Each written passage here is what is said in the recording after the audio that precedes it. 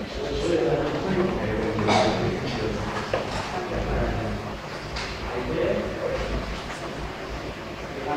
akan memberikan penjelasan. Kita di sini sama-sama belajar tentang psikologi komunikasi interpersonal. Oke, lanjut.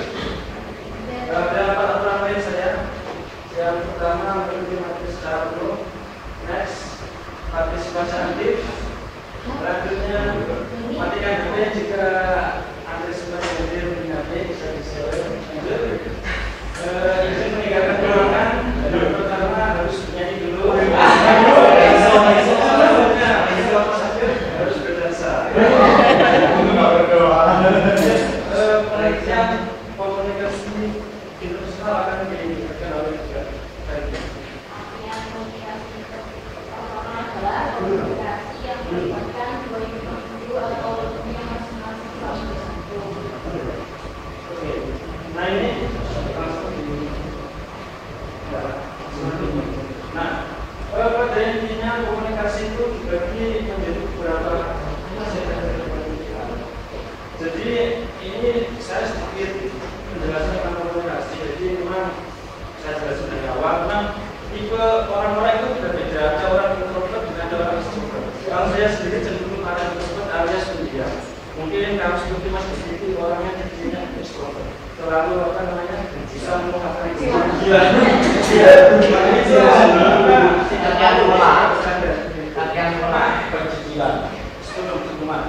Ini ada tipe orang saat berkomunikasi. Sebelum saya menerangkan lebih lanjut ke komunikasi interpersonal, yang pertama pasif.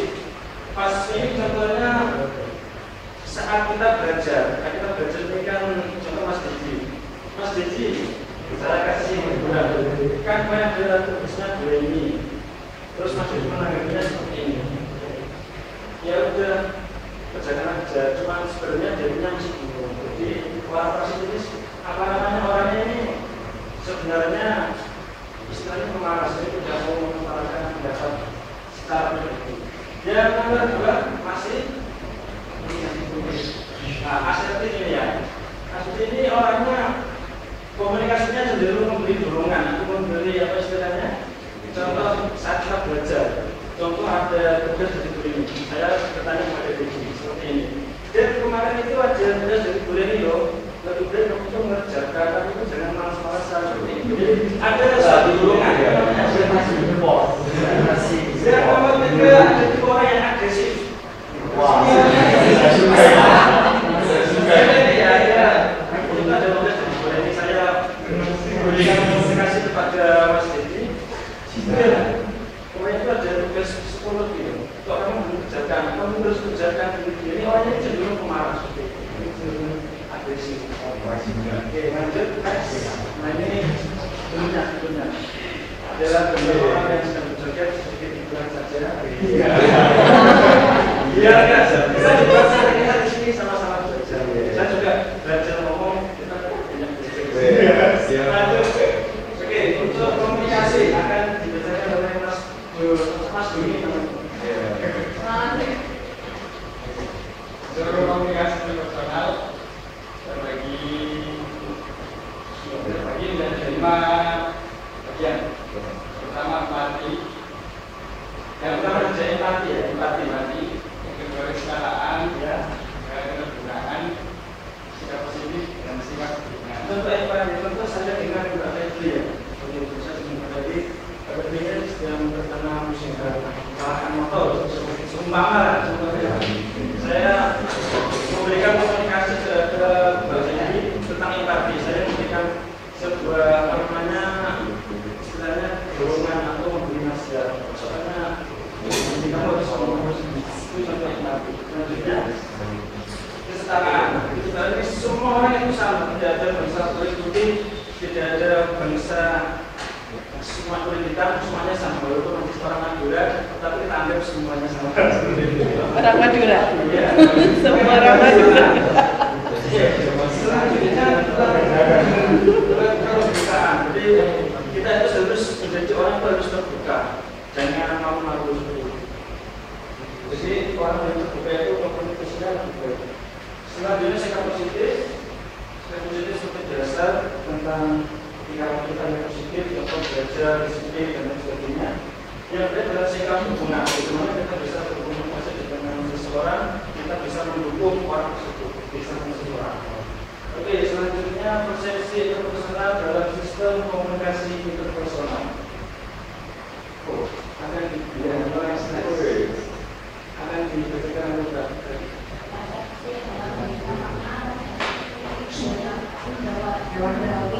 Yang menafsirkan informasi dari personal disebutkan yang berasal dari seseorang atau komunitas yang juga bisa adalah pertemanan yang komunikasi komunikasi yang kalau itulah pentingnya persepsi persepsi kita di sini diberikan anugerah oleh Allah Subhanahu Wa Taala berupa mata, hidung dan seluruh jadi lewat mata saja kita tidak bisa berkomunikasi, kita harus bisa berkomunikasi. Jadi memang komunikasi ini sangat penting bagi kita karena kita bisa lihat di situ memberikan makna testimoni indrawi berupa mata atau menyampaikan informasi indrawi. Memberikan materi yang berasal dari seseorang atau komunitas. Jadi pentingnya komunikasi kita supaya bisa menarik customer agar bisa terjadi suatu bersama yang bisa menunjukkan suatu tujuan. Lanjut, saya beri dalam sistem interpersonal yang akan diberitakan oleh Mas Gun. Ada diri adalah sebenarnya dan para aktivitas yang berbeda. Ada diri positif dengan gimana? A. Yakinkan kemampuan mengatasi masalah. B. Merasa setara dengan orang lain. D. Menerima ujian tanpa rasa malu. D. Menyadari bahwa setiap orang memiliki berbagai perasaan, keinginan, dan perilaku yang seluruhnya disetujui oleh masyarakat. E. Mampu memperbaiki dirinya karena dia sanggup mengungkapkan aspek-aspek kepribadian yang tidak disenanginya dan bisa mengubah. Mungkin teman-teman sudah jelas ya, mungkin kalau jelas bisa kita tanya. Lanjut. Nah, manfaat komunikasi interpersonal terhadap DKV. Nah ini, saya sendiri saya bekerja di sosial ya. Saya ini di kantor saya sering disuruh buat blog atau segala macam kalender dan sebagainya itu. Kadang saya menemui seorang seorang yang menyuruh saya tulis itu berbeda. Ada yang orang cenderung istilah jauhnya terus mas ini bisa terserah aja ini jadi ada orang yang kalau berhubungan ini harus segini maksudnya ini segini ada orang yang cenderung istilahnya memberikan arah-arah lebih baik jika kita pasti nanti di dunia luar kita akan menemukan orang-orang yang seperti itu. Oke, termasuk manfaat di sini akan diberikan oleh David. Yang pertama manfaat komunikasi interpersonal dari DKV. Satu, bersama, dua, kesepakatan, tiga, perjanjian, empat, saling menunjukkan, lima, merupakan persepsi, dan enam, caranya sebagai berikut. Oke, mungkin ini juga yang bisa saya sampaikan. Sebenarnya saya ini sama-sama belajar ya. Saya tidak termasuk untuk istilahnya menggurui. Kita di sini semuanya sama. Jadi saya ini sangat tertarik dengan pelajaran psikologi karena apa? Kalau kita belajar psikologi, kita itu bisa tahu tentang orang lain. Seperti saya ini golongan darahnya B. Kebetulan sama dengan BD ya. Saya bisa sedikit ya. Saya ini orangnya sebenarnya itu masih pendiam. Seperti seorang pendiam, mungkin kalau berbeda dengan teman-teman ini orang agak kurang. Tapi kalau masih ditanya seperti ini ngomong kayak orang seperti ini lah. Tentunya saya banyak berkepribadian. Jadi kadang di luar itu seperti orang pendiam, tapi kalau maju ya hanya omong seperti ini. Saya juga bingung sendiri dari saya. Saya mengakui karena saya ini juga orang introvert ya. Saya itu kenal dengan teman itu tidak semua teman saya kenal. Contoh Mas Gampang itu saya dekat. Saya itu tergantung contoh-contohkan. Saya sama Mas Anies, Mas Andi juga dekat.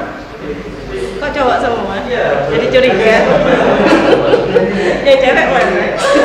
Saya ingin berkomunikasi dengan orang lain, tapi kan dari itu kayak ada perasaan tahu mungkin bahasanya yang istilahnya seperti itulah. Itu melemah saja salah satu. Jadi yang penting dari komunikasi ini adalah bagaimana kita bisa menciptakan suatu tujuan, bagaimana kita bisa mempersamakan ide-ide. Karena di desain grafis ini kita dituntut untuk memberikan ide-ide kepada pelanggan kita, bagaimana ini bisnisnya seperti apa. Jadi soal ya mungkin itu saja. Terima kasih sudah dari kami. Kalau tidak ada kekurangan, saya minta maaf karena kita semuanya sama-sama. Oke, tepuk tangan dulu dong. Ya, saya silakan ada yang bertanya.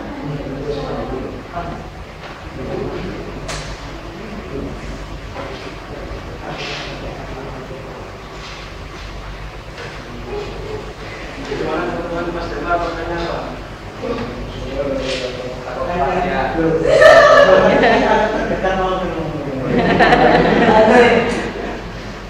Kalau menurut saya kan ada seseorang yang tadi juga pendidikan yang dari pasti sama apa.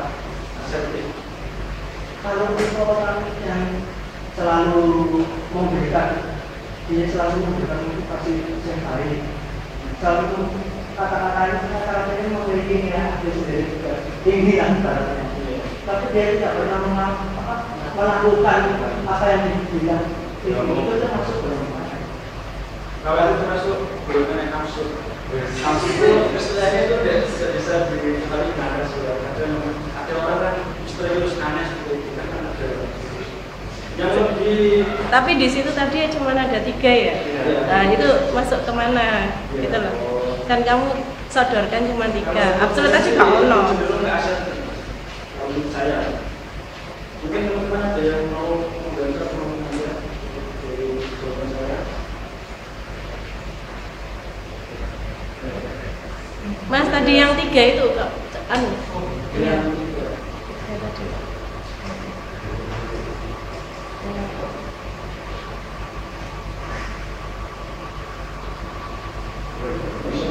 Kawatan dulu. Nah inilah. Coba deh. Ada pasif, asertif, agresif. Sebenarnya hanya tambahan saja. Sini saya tambahkan aja di sini mengenai komunikasi. Padahal yang kami baca tentang interpersonalnya komunikasi. Ini seperti tambah pengantar apa namanya kebiasaan komunikasi. Apa? Oke, ada yang tanya lagi. Sama kenapa pertanyaan ini ya? Cuma saya mau tanya kalau orang yang berkenaan ahli bekerja keras, cuma punya rencana tapi rencananya tidak tercapai. Saya rasa ada yang sekarang semangatnya udah besar, tapi pas waktu berjuang yang itu tergolong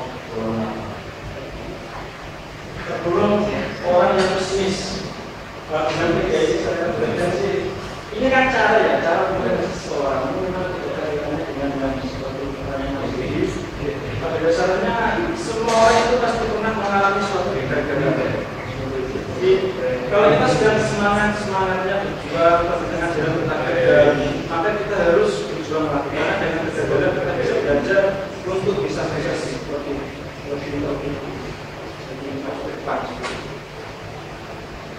Itu kalau menurut pandangan saya sendiri juga sedikit cerita ya. Saya sendiri juga sebenarnya merantau dari Surabaya, dari Semarang ke Surabaya itu sudah 4 tahun. Jadi saya ya setelah kerja jam 5 ke kampus bolak-balik seperti ini lagi. Sebenarnya kuliah ini hanya mencari pengalaman saja.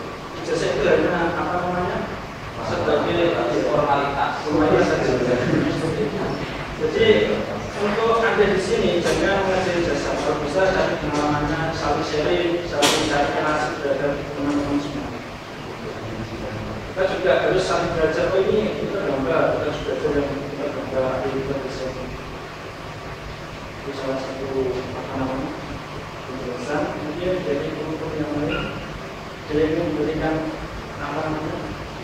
masukan atau bagaimana. Ya, ada yang tanya lagi? Saya lihat memang tanya. teman-teman di sini sudah punya kemampuan yang luar biasa ya. Cuma kok komunikasinya kok saya lihat itu pasti Mas Didi, Mas Delman, Mas Didi, Mas Hadi yang selalu yang lain Mas juga sering yang itu kan masih ada gimana?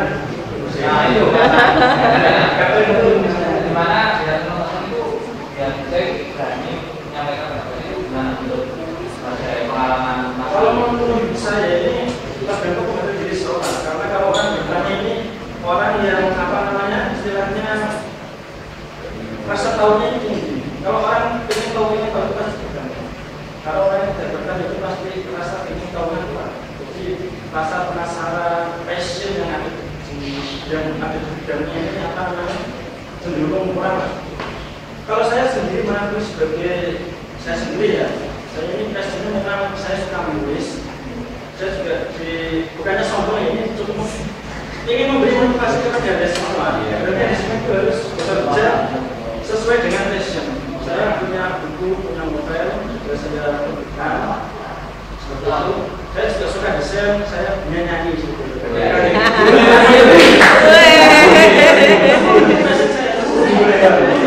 Karena saya pasal ke depan itu ingin mendirikan perusahaan Arab yang ada di sini. Sama seperti yang ada di sini juga harus bisa membangun passion dari awal. Kita mau kemana soalnya itu. Jadi passion ini sangat penting kita. Ya Mas, iya oke. Gimana? Nggak berani.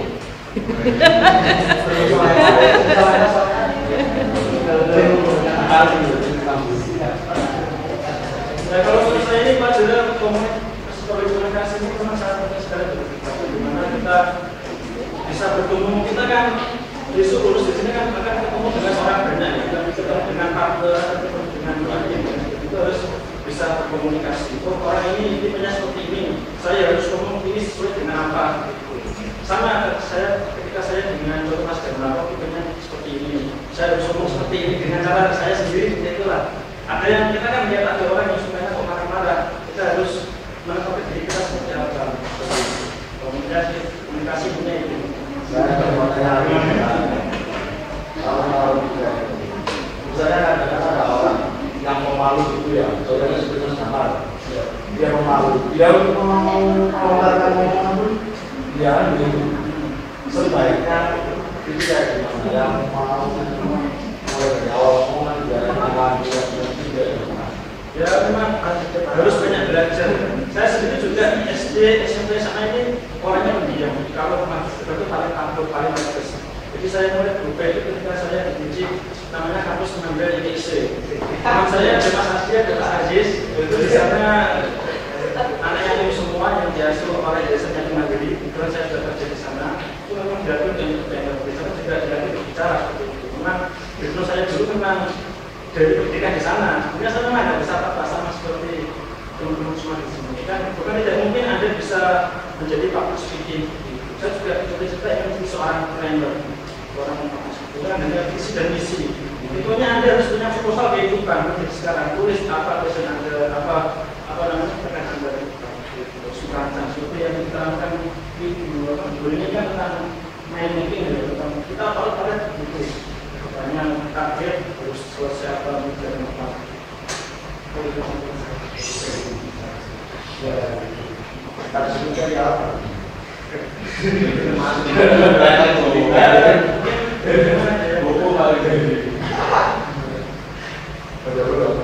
Oke, cukup ya. Tepuk tangan dulu dong.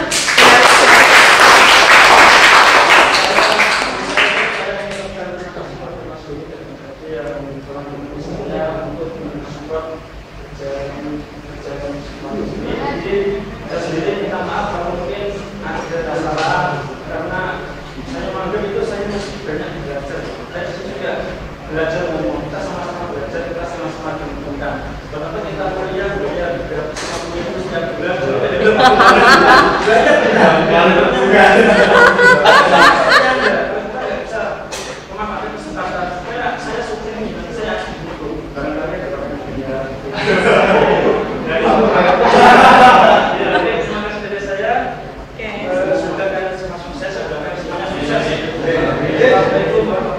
Waalaikumsalam.